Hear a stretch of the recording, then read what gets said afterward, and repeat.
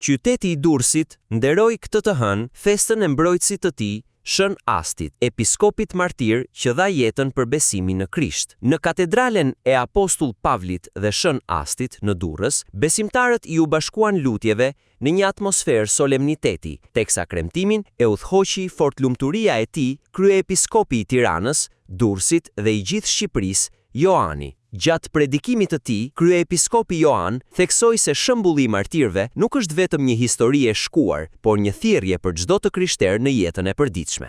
Çdo i krishter duhet të jetë martir, të dëshmojë me jetën e tij për Krishtin. Sot ndoshta nuk na kërkohet që të kryqëzohemi, as edhe që të japim jetën, po të gjithëve na kërkohet që të dëshmojmë për Krishtin me jetën tonë. Si mund të quhemi ne këtë krishter, nëse gënjejmë, nëse vjedhim, nëse mashtrojmë, nëse shpifim, nëse merrem edhe thashëtheme, nuk mund të quhemi dot krishter. Mund të kemi emrat krishter, po jo të krishter. I krishteri i vërtet është gjithmonë një martir i Krishtit, që dëshmon me jetën dhe me fjalët e tij për mësimin dhe ngjalljen e Krishtit. Prandaj dhe i festojmë martirët ne.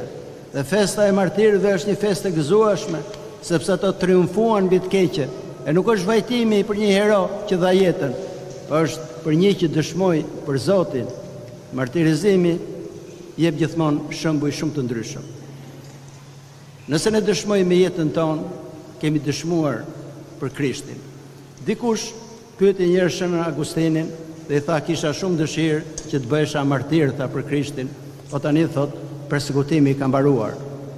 Dhe Shën Agustini i përgjigjet: nëse ti do kesh në zemrën tënde dashurinë dhe guximin për Perëndin, do quhesh martir. Gjë që do thotë që martiri i vërtet është çdo njeri që dëshmon për Krishtin dhe për mësimin e tij.